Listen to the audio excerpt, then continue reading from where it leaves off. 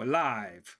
We're live, or are we? Hi, everyone, and welcome to the Nerdy Up North podcast. Whoa, I lost my mind there. Sorry. Welcome to the Nerdy Up North podcast. It's a nerdy podcast hosted by Northern Nerds. I am one of your hosts, Sam. Now I am the other host, Paul, and Sam is freaking out because it's not a Sunday. Why is it It's not? weird. I lost myself there for a second. Hey, eyes up here. Hey. God. Oh, yeah, I lost myself there for a second. Even though I organised all, well, I didn't organise it all, given that I can't do shit when it comes down to the, hard work that goes behind it. But I was like, we have to talk. Yes, it's like I've watched something. I'm excited. We need to vent. Mhm. So this is a special episode of the Nerdy Up North Yeah. podcast that's going out midday Wednesday. So I'll put it out. So this is recording Tuesday night. So this will be going out tomorrow because the Grumps are live. So we can't Yeah. we can't step on the No, Grumps toes, even though absolutely not. yeah, I'll not say what I was thinking, but yes. No, we will not do that. Mm, Um, it's weird. This is a Wednesday face then. Wednesday Never, not face. been on a Wednesday. No Wednesday. We've We've been on a recorded them. Wednesday? I don't know. We've done episodes. I think we've done an episodes of The Strangers one Wednesday night. Probably Did we? think so. We Possibly normally do things on a Tuesday. We used to do everything on a Friday. everything. We're going to do it every day of the week now. This is our Every life. day. This Yeah, is it. exactly. You're going to get. You're Just going to sat get sick here. of this faces. But yes. But we're not. We're here to, not, you're not. We're here today to talk about Superman. Yes. So do you want to do the disclaimer? I really do. Yes. Sure. Everything discussed in today's episode is our opinions and our opinions alone. If you'd like to discuss anything from today's episode, please come and join us on the Facebook page. Come and join the Nerdy Up North Discord or in the comments section where we can have an open discussion. But what we won't have is anyone coming for us and telling us our opinions are wrong, because we can all agree to disagree in fandom. So let's keep it fun, keep it kind, and keep the toxic behaviour out of a nerdism. Well said. And it couldn't be so much on this movie right now. So- The fucking things I have read is ridiculous. And just on that point as well, because I know we haven't discussed this, because literally all we've discussed is the movie. There's a lot of stuff online. There's a lot of things that came out before the movie was released. What I'm going to suggest, and I'm hoping my co-host agrees or understands, I'm not going to reference any movies that came before or any universes that came before this, because I just want to focus on what this movie did to me this weekend that I've not had done to me. Probably this experience for me was bigger and more special than when I saw Ghostbusters Afterlife. That was this until That's the bar. that's the bar, because that Yeah. like it's very rare now. And again, this is me like being an old man and being like 90 years old. When I go to the cinema, I enjoy it. I have an experience. Oh, he does. But when I am generally moved, it is like almost like a religious experience for me. And Ghostbusters Afterlife had that kind of moment where I felt like I was experiencing something special. This is something I'd waited for so long, and it was done with passion. It was done with love. It was done with care, and almost like fan service. This was a different type of feeling. This made me feel like a 14-year-old boy reading a comic book for the first time, or even like a 10-year-old boy watching a cartoon for the first time. It just took me back so much as a kid that I was like, it was just magical. Oh, I love that. You know, the first thing when he came out the cinema, he texted us and just said, I feel like a nerd again. Mm-hmm. Yeah.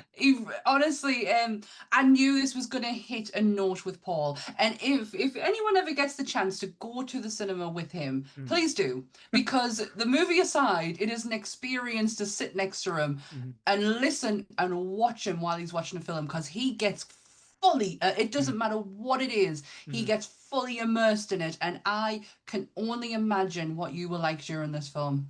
It's an experience, like, because me and Sammy, like, we're not experts by any means. Oh, God, no. We've not had any formal training. We've not done any journalism. We've not done any media training. We just love the medium, and we love getting caught up in storytelling. That's probably the best way to understand. Like, if it's like a book, if it's a comic, if it's an audio book, if anything that can take you Anything. away, take your imagination, take you out of the real world, and leave you like in a place. And like some films take itself too seriously. This film knew exactly what it was, Oh, and yeah. it was not ashamed of what it was by any means. It and again, I'll let Sammy speak in a second, so Hmm. and tell you what it meant to her. But yeah, like how colourful, how bright, how just like it just puts smiles on your face. It just like it wasn't it was cheesy in the right moments. It didn't want to be dark. It didn't want to like go, oh get Mm-mm. be all doom and gloom. And what Superman is all about is about hope. And this is what its big message was basically Hmm. hope, humanity, being kind, love, being respectful, saving every last thing, like not just person, any animal, little thing, and had one of the most amazing chaos gremlins. That's the way I'm describing Crypto, because literally all the way through the thing, he was just joy. He was just fun. He was there to put a smile on your face and to cause as much havoc and chaos as possible. And it was just entertainment at its best. Oh, you said quite a lot that I would say as well. As everyone knows by now, I am not a Mhm. DC fan. Mhm. That was very evident in the watching of this movie because I asked a shit ton of questions to my husband, Mhm. who is a huge Superman fan. Mhm. So I went in with the expectation I'm gonna watch a James Gunn film. Mhm. I didn't feel like I was watching a James. This is a whole different James Gunn, and we will get into that in a second. This is felt like a very full circle moment for me. Mhm. I am so proud of the episode that we did on Superman at the beginning of the year. Mhm. It is one of my favorites. We did a lot of work on that. I got to be in a life of for all, yes, it was centered around Christopher Reeves, but it's still Mhm. him. I just feel like him and Superman have so much Mhm. there together Mhm. that it was kind of hard at some points to separate the two. Mhm. And then to see this movie and be like, ah, I get that. I Yeah. understand that reference. Mm. Oh my gosh, I understand that characteristic of him. It felt like such a full circle moment. It Mhm. was, and we'll get into it, no doubt, but it's so breathtaking. It's, and Paul's right, it has such a message of hope that really needs to be heard right now. Mhm. um I don't want to, I mentioned at the beginning about the negative stuff that's come out of it, and I don't really want to get into it because Mhm. it's fucking ridiculous, Mhm. half the shit that I've read about this. Mhm. um and we're not here for that. No. We're here to celebrate this film. Yeah. And just a big warning now. Oh yeah, huge. Spoilers. We're going to talk about spoilers. So if you haven't seen this movie, this is probably the point where you want to switch off the podcast or pause it, or and come back after you've seen the movie because Yeah. um, I'm not going to be ashamed and say I'm going to tell you how this movie went down, the things in it, Mhm. because I don't want to do it a disservice. I don't want to like stumble and say, "Oh, this." I want to like say go through the experience in full with Sammy as well. Yeah. That's probably the best way to describe it. Hmm. Now, I think starting off point before talking about the movie, I know you mentioned James Gunn, but I think Hmm. the most important thing to get right in a Superman movie Yeah. is the Man of Steel, is Superman, I hope and you've got his name because I actually had, it's one episode. I don't have my laptop and I don't have any notes, yeah, and I can't remember I'll be the his name name. guy for this person. So, Thank you. David Corenswet, yes, Oh my God, what a guy. mhm, What, what, visually, mhm. Wow, he's yeah, like how wow. dare people mock his suit? Like it Oh, be I like loved his yeah, suit. like because people saying, "Oh, it's not big enough. He's not Henry Carvell." Sorry, I'm not going to go there. But yeah, No, but yeah, I've watched a lot on, I've hit the Superman algorithm on TikTok, mhm, and I watched his workout routine. That guy buffed up. yeah, He looked fucking nothing like what he looked like at this movie at the beginning. mhm, And he put the graft in, he put the work in. But what I've also seen is the videos of all the kids yeah, who were extras in the film and how he was with them, and mhm, he just, oh, he's just, he is the embodiment of how we felt with Christopher Reeves when we did that episode, and Yeah. how he was. He's very much like that. It must be this thing Mhm. when you play the Man of Steel, you just like Yeah. it just must overtake you. Hmm. And I love it that he took his dog to set as well, and they give these dog a little suit outfit as well. So Well, Crypto is actually James Gunn. sculpted from James Gunn's dog, and I saw a video that Gunn put out the other day where they were watching Mm. like rollbacks Yeah. of Crypto, and his dog was going nuts, and he's essentially just barking at himself. Yeah, he's trying to kill himself. So that yeah, it's Yeah, but just to spend a few moments with like say David Corenswet yeah. as Kal-El, as Clark Kent, as the Man of Steel. James Gunn is a very clever man, because what he did in It's this like he's movie, way too clever. yeah, what he did in this movie, he took one of the characters, and that I've described in previous episode, is the most hardest to relate to, Hmm. and made him the most human character that we've seen. They made him vulnerable. They powered him down, so he wasn't as powerful as Yeah. Superman can be. I know Hmm. we had the whole thing at the start in since Superman was basically brought into this world, or announced himself to the world, he never lost a fight. This was the first fight he had ever lost. So it was kind Hmm. of like giving you like a ringing endorsement, but seeing him in this moment, he didn't have everything his own way. He was flustered. He was intellectually challenged, not just by Lex, but by the amazing Rachel Bronasham Oh. as Lois Lane, which I've God. just butchered her name, so sorry. It's fine. It's for anyone who doesn't know, it's Mrs. Maisel. It took me so long Mhm. to declutter the 1950s look for her and be like, oh, look at her. Yes, and like as I said, he made mistakes. He wasn't like say there, He's not perfect. and I love that he wasn't all just about himself. He asked for help when he needed help. He Mhm. used the things around him, uh, like Crypto, not just as the Chaos Goblin, but when they like go into combat together as well. It it's a face rise, and I know me and Sammy rave on about practical effects and stuff. The special effects in this movie, I could not give a toss about. No, Yeah, and this is what we've said before, and mm, many episodes there is time and a place for yeah, special effects and CGI, and this is one of them mm, because you can't do that practically, and that's fine. mhm, And but you've got to make it look mhm. good. Yes. And by God, did James Gunn and his team make this look? It was you just you when you messaged us before and said Mm, it's a proper comic book movie. yeah. The minute I started seeing the visuals, I Mhm, was like, oh, I get what he means. yeah. Oh, this very much is comic book. Mhm, This could literally be taken off the panel of a comic mhm. and put in front of you. Oh, it was amazing. It's when like filmmakers these days, and again, this is not me slagging everyone off. It's like they go, okay, how do we make Superman world fit into our world? I Hmm. don't want that. I want No. Superman. I want Metropolis. It's like when you go to Gotham. Fair enough, Gotham can be dirty, can be grimy, but I still want it to be like exaggerated to the point where it's Hmm. like this doesn't feel real. Yeah. Where this now, Metropolis is the shining beacon. It looks so beautiful. Right. Um, and bright and everything. And there is loads of little like tidbits in there, loads of little Easter eggs. Like when there's a point where loads of people's crossing the bridge, there's a little sign that says "To Gotham this way." I was like, oh, nerding out big style. Um, but Do you like, let's go see it?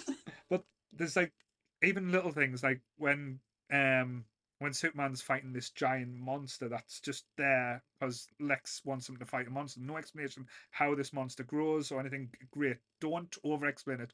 Don't make me want to like take me out of this fantasy. Just let them Hmm. have fun. And this thing, Superman's not just fighting him, but he's going around trying to save everything around to the point where he saves a little squirrel as well. And that Oh, he is got that squirrel. Oh, yeah, I was like, oh, this is the kind of person I can get behind. That yeah, he actually went out of his way to save a squirrel. yeah. And It was so cute. everything about him. Like, and one thing, not saying that they've got them wrong in the past, but Superman's parents, that it was a completely different take to what we've seen or what we've had in the past. But the whole plot around this movie is basically they're trying to convince that with Superman being an alien, that he's a threat to Earth. And again, I know they've made reference to this in the comics, reference to this in certain movies or things. That's never really played out as well. This was done so well. Might be because of the political landscape that we are in at the moment that it kind of ring true. That it Yeah. was like, all right, but again, keeping it in a fantasy world, they made it so it was like saying, okay, Superman is a threat because if we need to stop him, how do we stop Superman?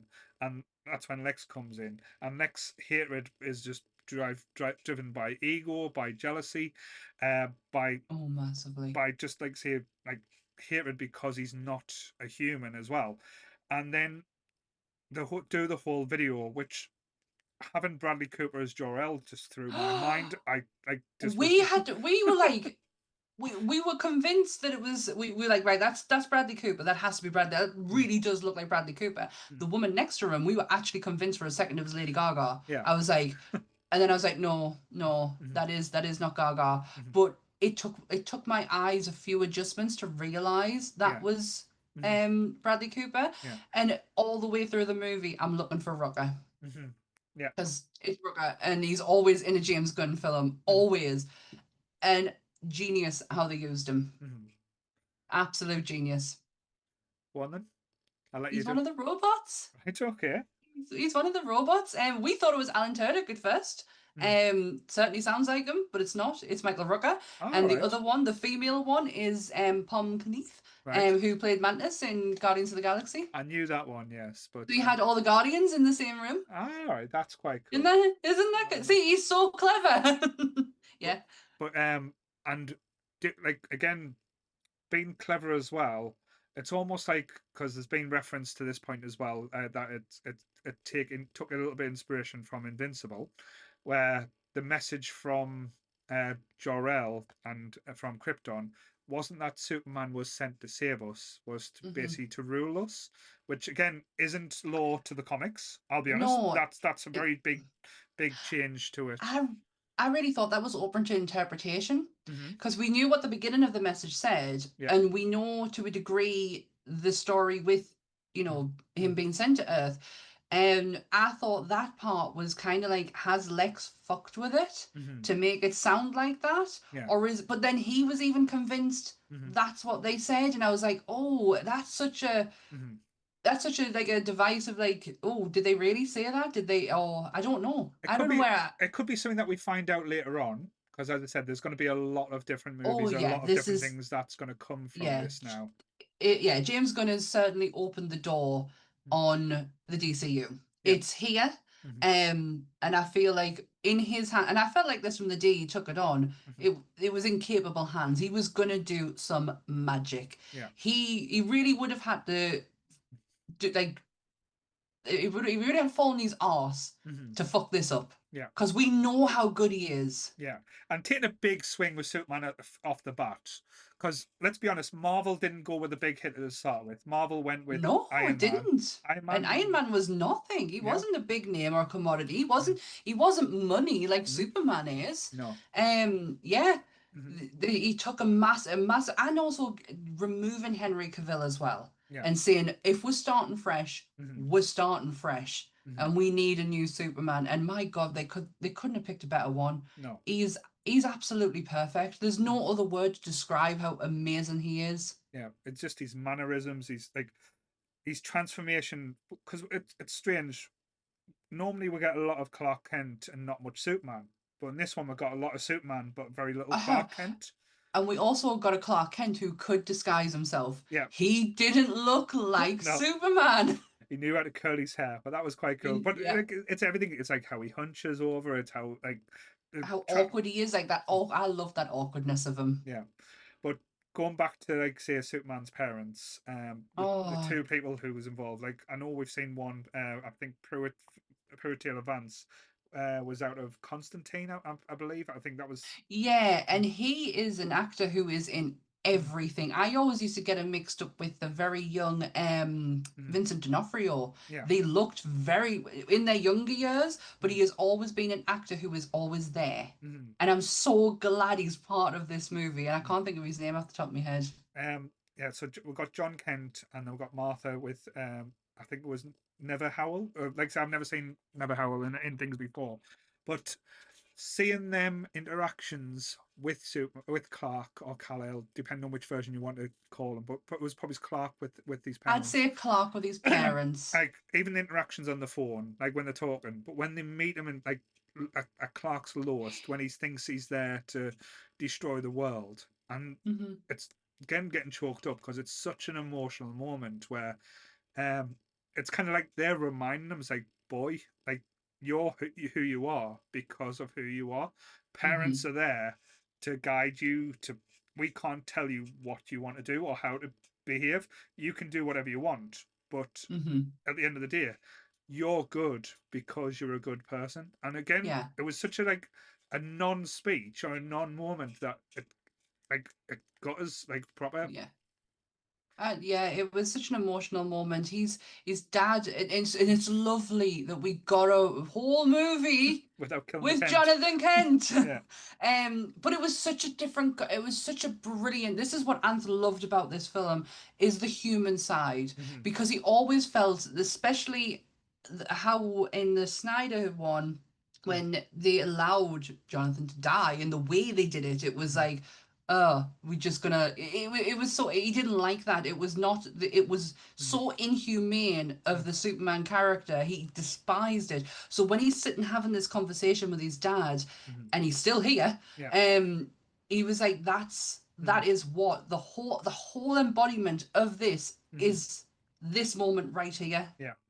And you get loads of these human moments with him as well, like how he thinks, like in simple terms, like he doesn't think of like all the different like ramifications and stuff. He stops a war, and that's basically where the world's at this moment where he's like, he can see this big invader coming in to picking on the little guy, so he stops basically the war. And he's said, I didn't stop the war because I wanted to be political. I stopped the war because I wanted to save lives. Yeah. And he It just and he's put it as the purest, simplest term. And his interaction with Lois when she interviewed him is just amazing. Like oh, her, it's so good. because she just destroys him without like with just words or asking simple questions. And it quite like their relationship in this as well is tetchy, but it's so passionate as well. And it's so real. It's Yeah. very real. I love the fact that when he's sitting there doing that interview, everything to him in that moment is so black and white. Hmm. Good is good, bad is bad, Yeah. and I am going to fight on the side of good.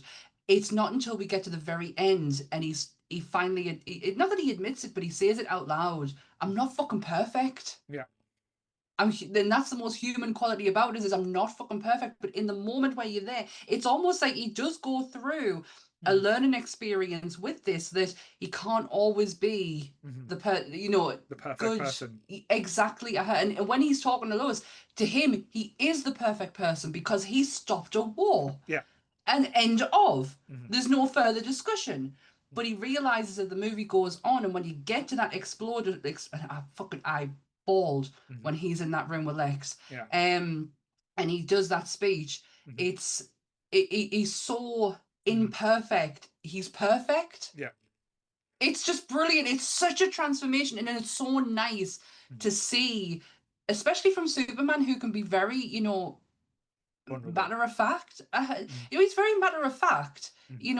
and then to let him allow him to be vulnerable. Hmm. I think that's the perfect. I think that's why it's worked so well because of allowing there's that side to be shown more than well, I stopped a bad guy, Hmm. yay me. Do you know what I mean? Yeah. It's possibly how you feel about Captain America. But that kind Yeah. of like Boy Scouty thing. Yeah. He's always going to defeat the bad guy. Hmm. That's the only level that we're on here. But when you bring vulnerability into it, Yeah. it changes that. Now it's interesting you mentioned Captain America because I know I, let's be honest, Captain America, like the first Avenger, has Hmm. one of the greatest origin stories in the Marvel movie, but then Mm.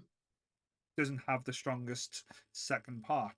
In my opinion, I know we've Mm. discussed about that Well, yeah. because with Captain America in that movie, there's very little threat. There's the threat levels like anyone is against. You can't say a thing.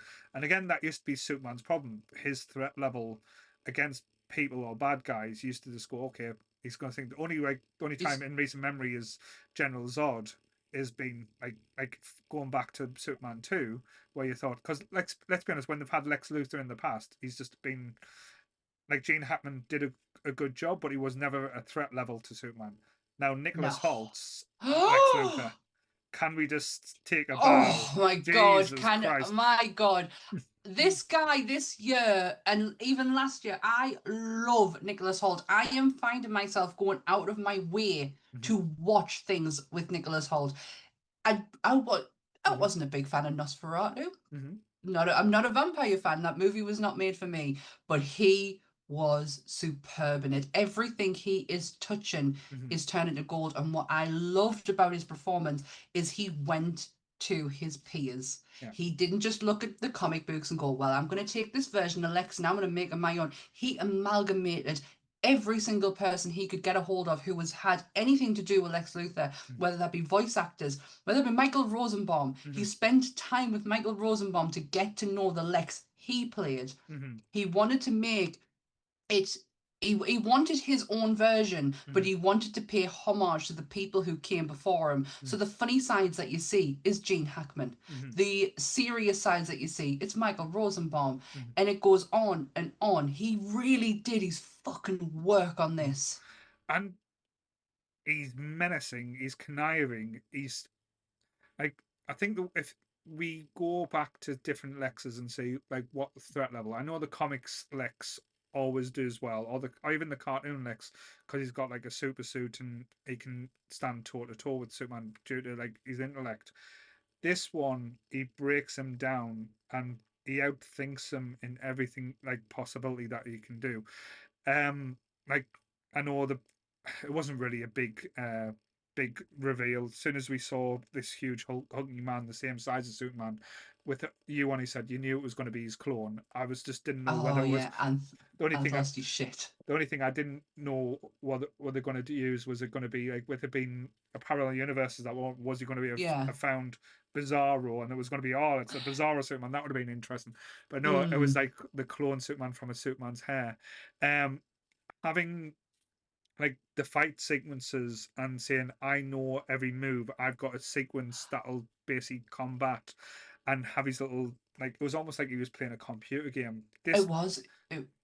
It so was. I'm sorry to cut you off. I did have to explain that part to Ant because he was so lost in the fact that there was a clone Mhm. on screen. I was like, the mirror and he's Mhm. the kind of copying him with computer to Mhm. like make a. I know what I said at the time, but I can't say it now. No, But I had to explain that part, and he didn't quite get that bit. But he was just so lost in the fact that they've gone down that route with his clone. Mhm. And again, how do you combat the one, the strongest man in the world? You make an exact copy, but Yeah. the danger is, if you've got Lex Luthor's mind, and again, Yeah. it's hilarious because he has some of the best monologues, or some of the best speeches as well. When he goes off about being compared to Einstein and Galileo as an insult, it's just mesmerizing. This is He's a guy such a that, dick, isn't he? yeah, that if he, this is why Lex is so great and so powerful. If he put his mind to good, he could literally fix every world problem. Uh-huh. He could literally build anything, or repair anything, cure anything. He is literally the in his mind the perfect human, Yeah. but he has been overshadowed by someone who he sees as not being human. And the little references he makes when he breaks into the fortress of solitude, which is so amazing. They went totally comic book fantastic and made Yeah. it as ridiculous as possible, which It again was I was all there for. it and was brilliant. and he walks in, and he's just like, oh, everyone's obsessed with this super. And he squirms in man because he doesn't want to compare him as No. a man. No, you can't. Yeah, it's. I had to ask. This is one of the things I had to ask questions on. Again, I'm not a DC fan, and I'm definitely not. Mm-hmm. I am a DC fan. I'm just not.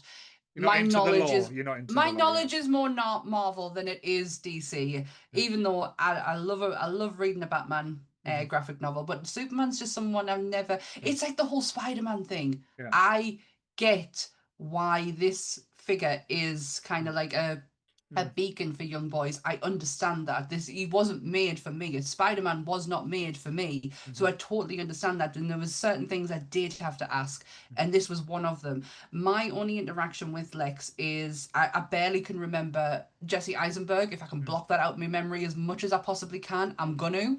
But Gene Hackman, and I didn't see Gene Hackman as I saw him as an astute businessman, but not intellectual. Yeah. And this is why I was asking Anth, is he like genius level? He went, you've got no idea. He went, he would trouse Tony Stark. Yeah, like Tony Stark would be an idiot compared to Lex Luthor. That's the thing. And I was like, oh Christ, okay, so that's where we're at. Yeah, it's like Lex Luthor could probably, if he wanted to, basically command the power of the sun and take that and make an energy source from it and just basically create the world. Like literally in the comics or even in the cartoon, he basically is so intelligent and smart that he becomes the president of the United States by outsmarting everyone into believing that he's a good person, even after he's basically done the League of I can't get. I think the League of Villains. I can't remember the word now.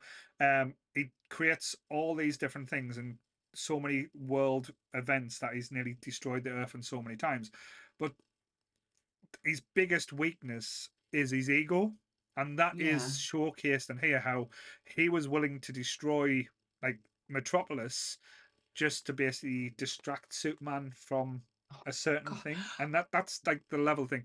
But again, level of pettiness, isn't it? Yeah, but before we get too gross, like one thing I will say about the cast in this movie, because it is a big cast, for a lot going on. There's a lot of moving parts.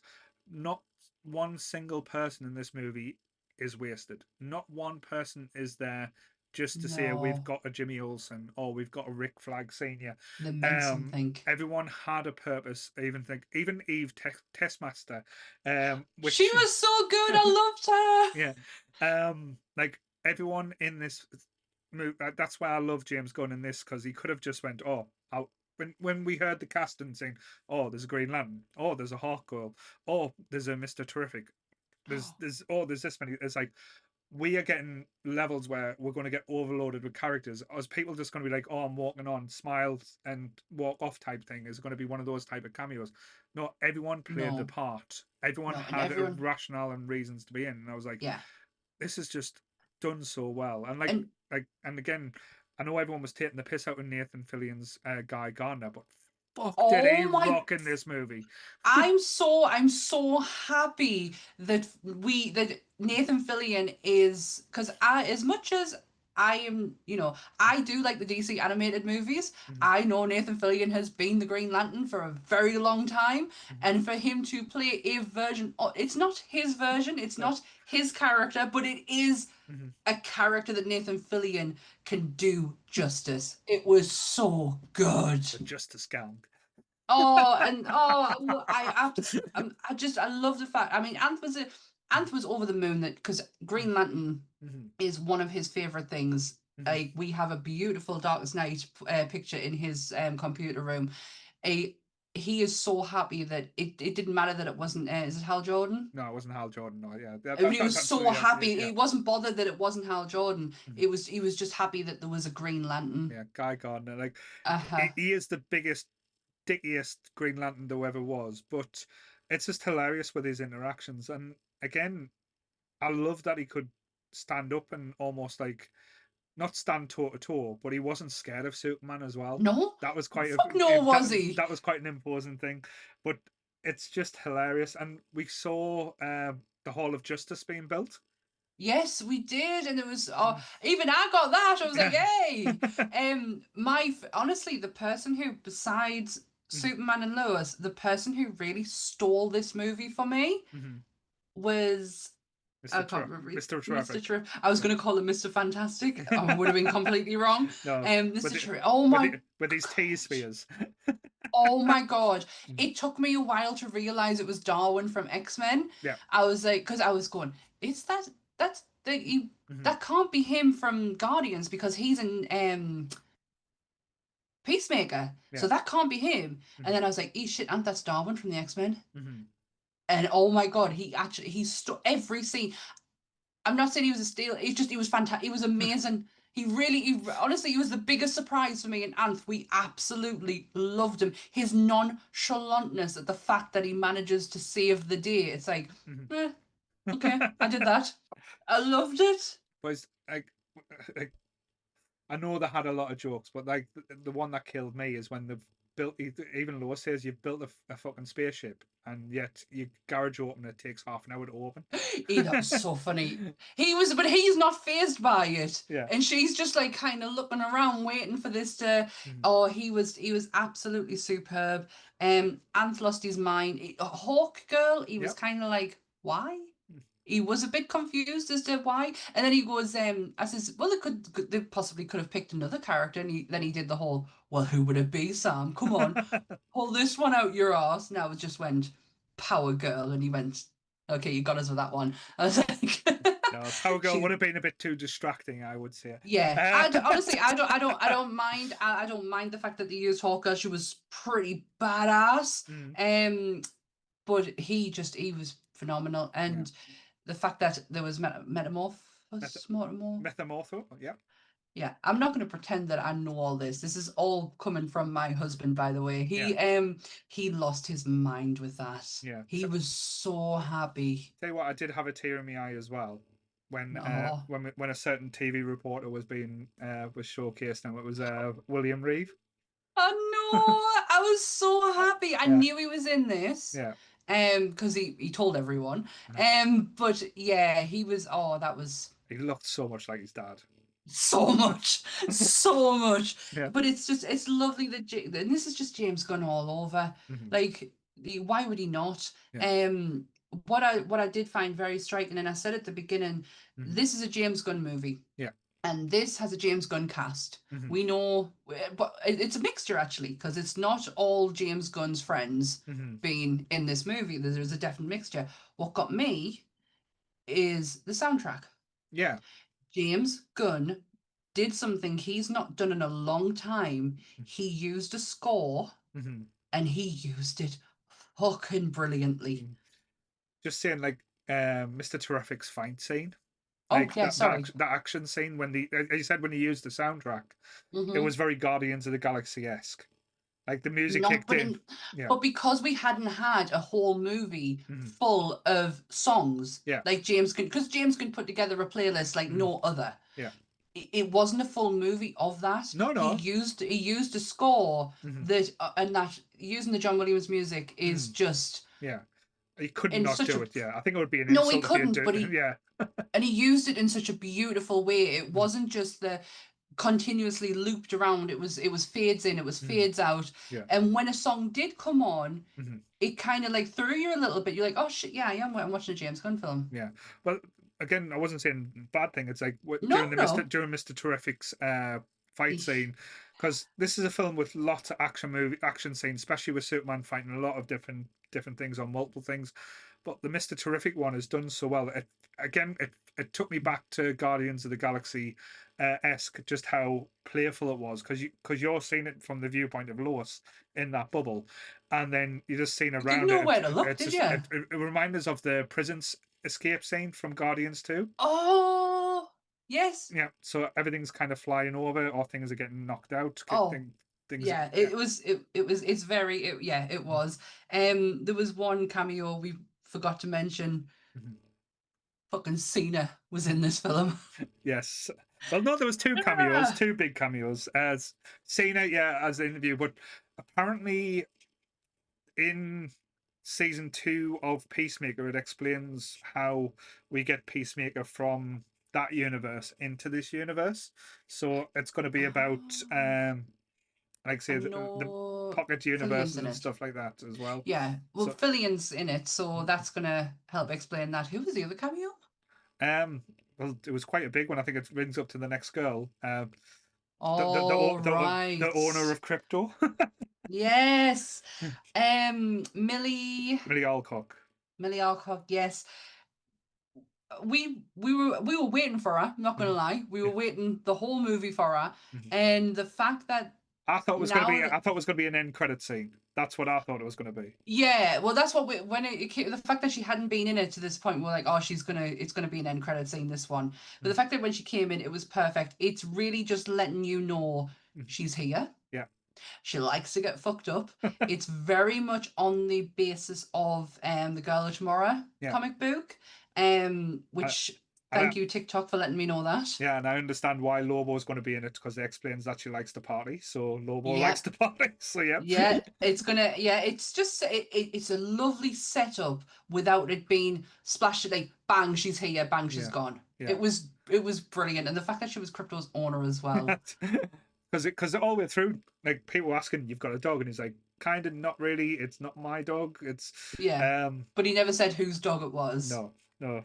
But like every moment that Crypto was on the scene, though, like I didn't expect where the film to start to be like say the crash landing that we saw in the trailers. Oh yeah, Uh, that's very much you're in it, aren't you? yeah, I was like, "Oh shit, this is we're going thing." And from that moment, we knew all the way through Crypto was going to be not a problem, but going to be a thing. And I know you texted us anything.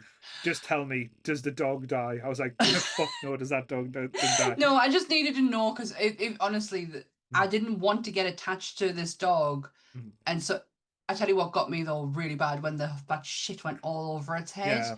I was Mm. like, "Da-da-da!"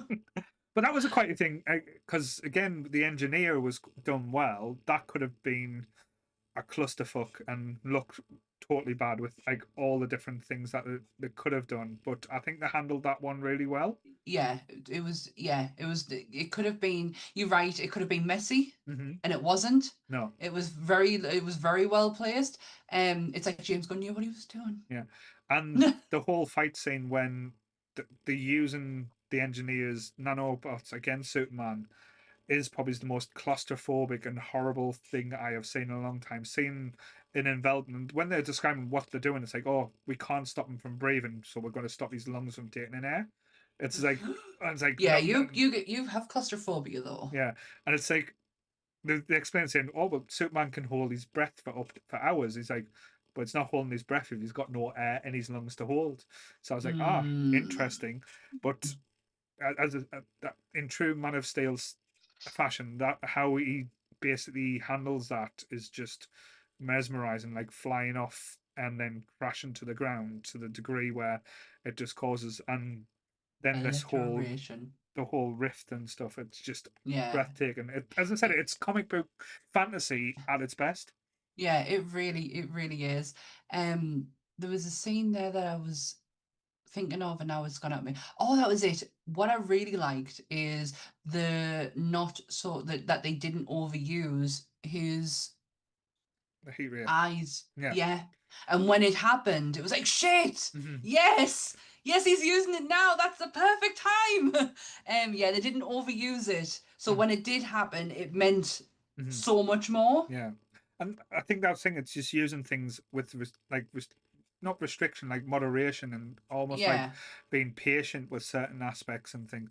But again, for the tools they've got and how they used it, like making Jimmy Olsen a sex god was just hilarious. Wow. Yeah. It took it. I was looking at him all I was going, I know him from somewhere. Yeah. And his bloody Santa Clarita Diet. Mm-hmm. Yeah, he was so good. Mm-hmm. And the fact that he had no interest in Eve, what is wrong with him? But even Perry White, Yeah. the whole team, Cat Grant was there, Mm-hmm. it was and when Perry's like when he commands them all to get on the ship, Mm-hmm. I'm like, oh, okay, I could watch something with just these guys. And I think we will. That's the thing. I I think hope so. That was such a team right there. because the plan is, I know there's a lot of different things coming out of like the way they have structured Lois Lane. I can think Lois Lane could handle her own movie. Like remember, Lois Lane had her own comic book back in the day. Um, Yep. she is a force to be reckoned with. Like Lois Lane is one of the most badass characters in comics, and her portrayal in this, because a lot of the time she's always been lost or been there like as a bit of a They didn't know what to do with that. yeah. They didn't want to make her too overpowered, Mm-hmm. like as in her like Mm-hmm. intellectually overpowered to where she's totally unrelatable, It was like this fine balance that they could never get right with that. Yeah. And then Rachel, Mrs. Maisel comes in and fucking shits all over it. It's the only one DC item that, like, collectible I own is a DC Bombshell Lois Lane. Yeah.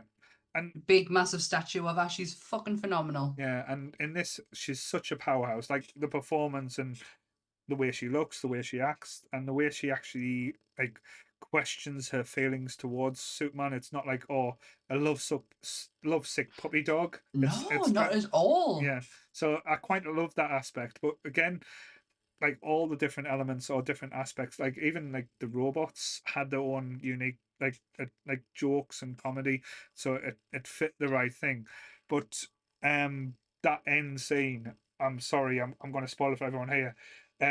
All the way through when with like it was at the start, the messages like Superman's going off the message he had from his parents is basically what he thought he based his life on or based his like purpose on. It's like his whole mantra, isn't it? Yeah, Is what and they said. and then when he's like he gets injured and stuff, it goes on about the yellow sun fixing him, and that was quite a powerful moment. And at the end, after he saved the world and everything go back to order, he was in the fortress, so it like kind of not relaxing, but kind of recuperating. And they go, "Do you want to see the videos of your parents? That'll help you relax." And he goes, "Yeah." And it turns it around into videos of John and Martha Kent and Superman, and that broke me. Literally, I was just like, and it was the Grabbed look, my hand. and it was the look on like David Coppersweat's face. Um, it was just like so wholesome, so hope, and this is what this movie kind of showcases, or basically could have had a neon sign. This is about heart. It's about humanity. It's about being kind. It even says kindness is the new punk rock. I am so with that. I am so for that. And with everything that's going on in the world as well, we fucking need this film. Yeah. Not it's again. Sorry to steal a line from another famous comic film. This isn't the film we want. This is the film we need. It's so true. In that moment, Anth grabbed my hand and just went, "That is what Superman is all about." Right there, Yeah. right in that moment. And he loved the idea that they've shown the human side of him, because everyone's always just so interested in showing, is it strong? He can do this. He's, he can shoot lasers out of his eyes. But to show the heart and humanity of him was something that he said he's been missing for so long. He absolutely adored that moment. Yeah. One of the end credits. So the end credit scenes were not where I was expecting. They Very were much more jokey than lined up. Well, one was sweet, Yeah. like the cuddle with Crypto was just beautiful. It was just they'd been on such a roller coaster in that whole. I did think he was going to go full John Wick though when they took his dog. Yeah. When he burst through that fucking door and he's like, "Where's the dog?" I was like, "Oh, we're gonna get a John Wick moment here. Don't fuck with men's dogs." Yeah. That's a lesson that should be learned. And again, just to go back to Nicholas Holt's performance, how calm, how he didn't flinch. Yeah, and how much he was like poking at Superman as well. It was just perfectly played. But again, that's, as you said, someone who thinks he's a master on control, and then seeing Superman lose control, lose his kind of like patience or it cool. helps him. Yeah. It helps everything he's seeing. And everything he wants to portray. He's like, "Oh, it's working. Oh, I just have to sit back and watch this now." But the end bit where it all goes tits up for him, the fact that he's still he doesn't. Do you know how some people kind of get that fret look on his face? It takes a long time for Nicholas Hoult to look worried, but when he does, it's beautiful to see. There's two moments. There's two reactions. Like one when he starts trying to make a dart for the portal because he realizes these things aren't going right. Yeah. And he notices something because you don't notice it, but he must have noticed it, and he tries to make a dart, and then Superman just hangs them off the wall.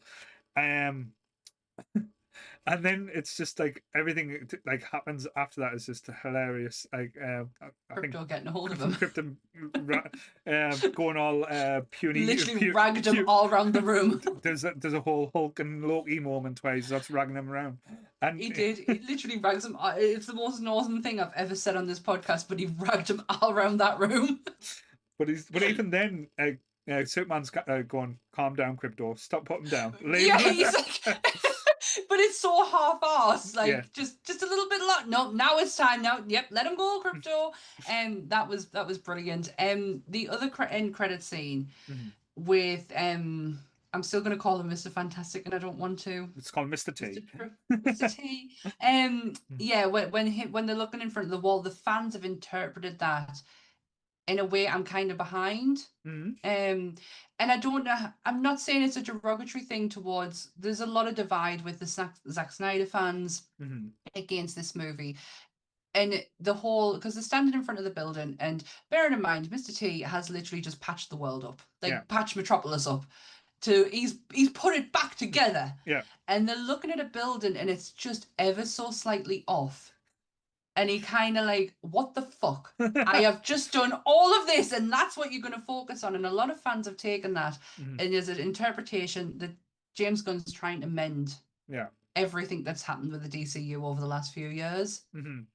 And he's going to make And mistakes. There's going to be missteps, and there's going to be, but nothing's perfect. no. This is all a learning curve. We are just trying to bring a universe to you that you were so promised for so long. Mhm.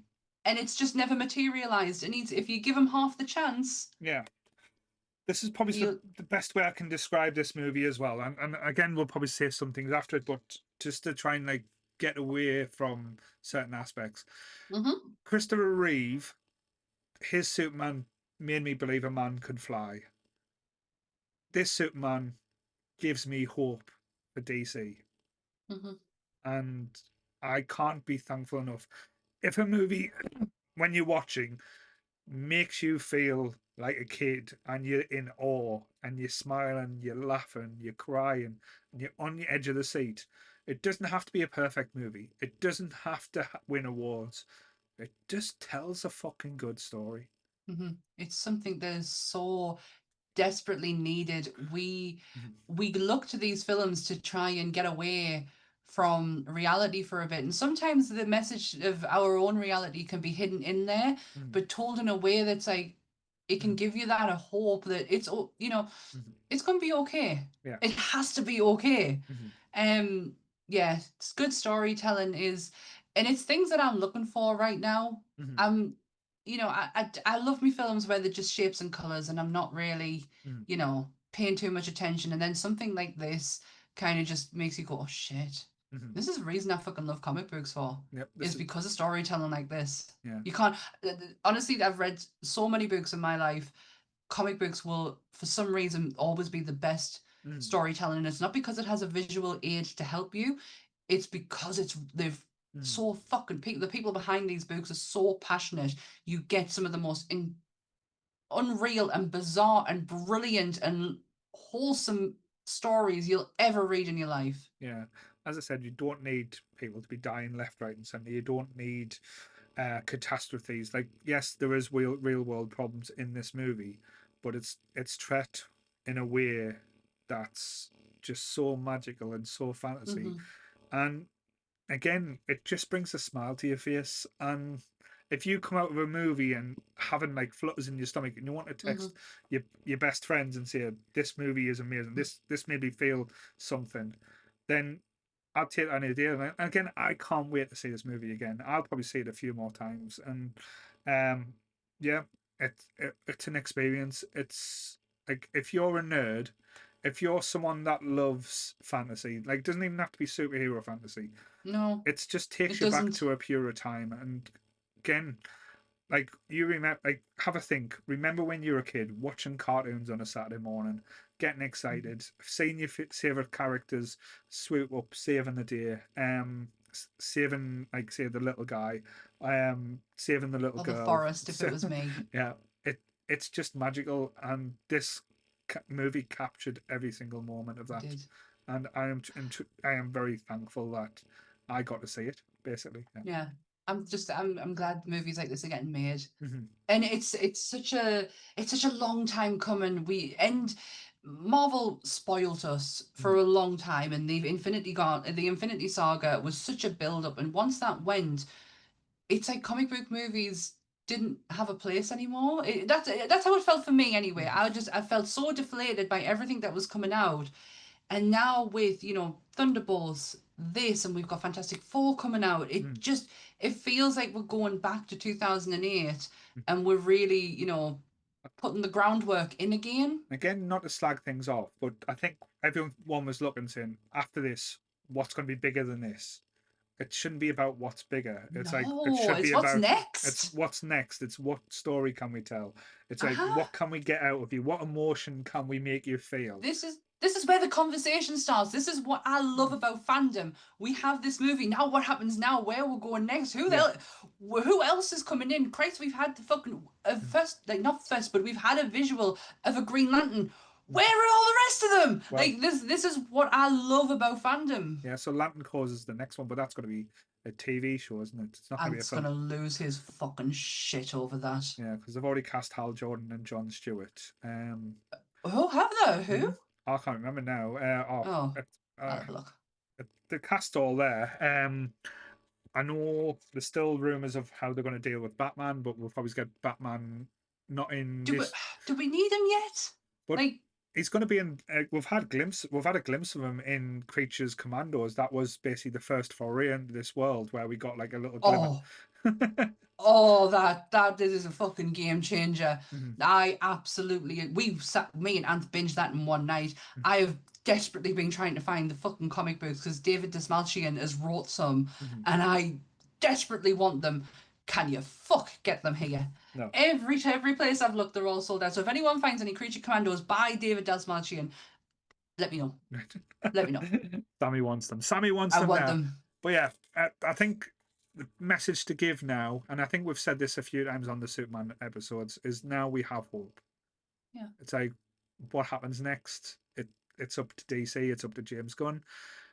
Just don't lose that, or don't try and be too clever. Don't try and be outsmart us. Just give us something fun. And this was what this Yeah. movie was: pure, unadulterated, childish fun.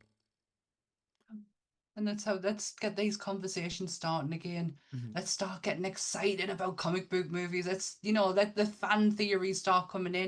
And we don't need to fucking put each other down mhm, if you don't agree. Or, my whole opening disclaimer kind of puts that into, mhm, we all don't have to agree on it, but we can still have a decent conversation. mhm, So many can come out of it. Let's mhm. get the hype train fucking going again. Certainly.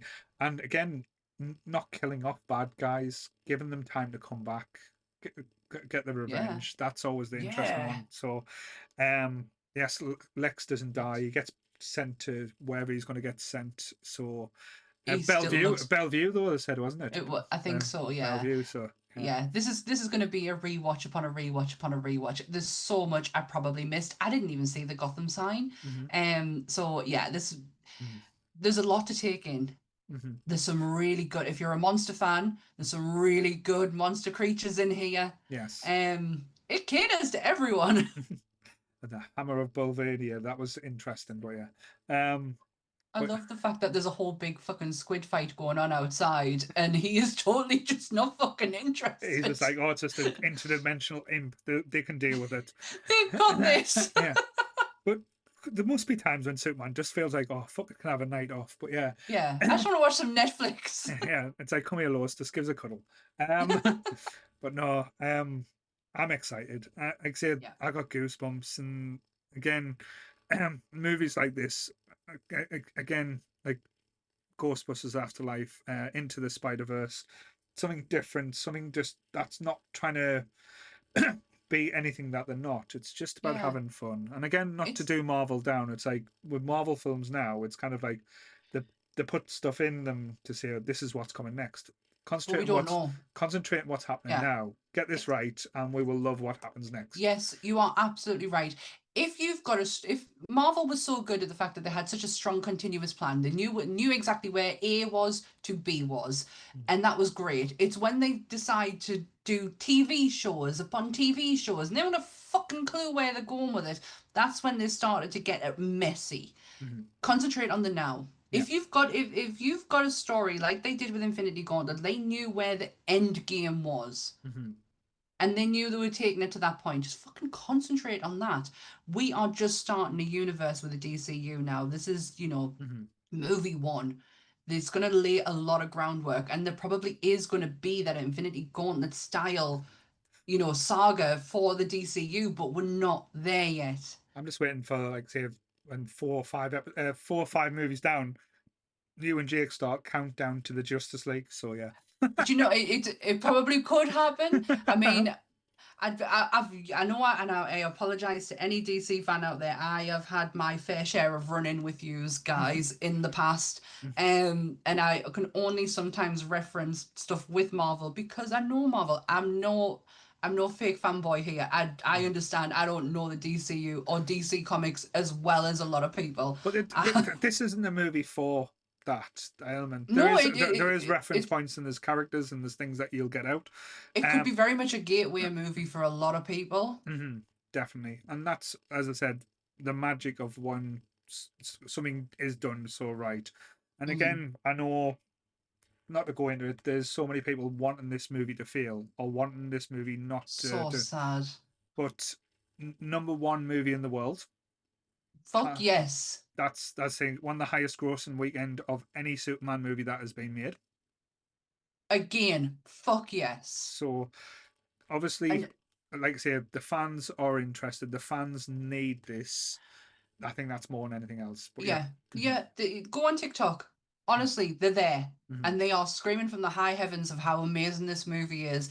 And they are not... The one thing I've noticed about DC fans at the moment, they're not putting anyone down. There's a lot of people who have been misreferenced, especially about Millie's Supergirl. And they've went, listen, this is what you think you know. This is what they're referencing. And they're not down. They're not being dicks about it. It's actually been quite refreshing for a fan base who... Again, I have had many run-ins with. It seems like they kind of shifted how they interact with people. Yes. Well, again, I think that'll be a nice way to wrap up and say we are very happy about this movie. We're not going to plug any other shows or plug anything that was no. This was just a special. I literally watched it and went, "Are you free on Tuesday?" I'm not recording, so get your ass on the screen on the camera. Power up that podcast. But yes, thank you for everyone who. I hope you check this out again. Like I say, if you've watched this far and you haven't watched the movie, I'm sorry, we've spoiled the movie for you. And if the views aren't great on this to start with, I'm fine with that. If you need to go out and watch this film, go fucking watch this film. Don't let us ruin it for you. This was just literally therapy for me and him to like get out everything we got. Like, Ant's bored of me talking about this now. But I think it's nice to go out and just like basically be happy about something, because there's that many things out there. Like again, not to do anyone else down, but there's that many videos, there's that many YouTube channels, there's that many podcasts or anything where people are just going, this is shit, this is garbage, this is this not sucks. for me. It's like, again, things can be bad, tell me why it's bad. This is, again, for me, this made me feel like a 12-year-old boy watching a comic or reading a comic for the first time. Watching, like I say, Superman fly for the first time, seeing something magical and taking you back to that place will, again, always be a hold special place for me. But yes, I'm not going to go on about it anymore. But yeah, thank you for everyone who's joined us. Thank you, everyone. I hope you've enjoyed the episode. Thank you for Sammy for making us do this episode. But remember, same bat time, same bat channel. Stay nerdy, everyone. Bye. Bye.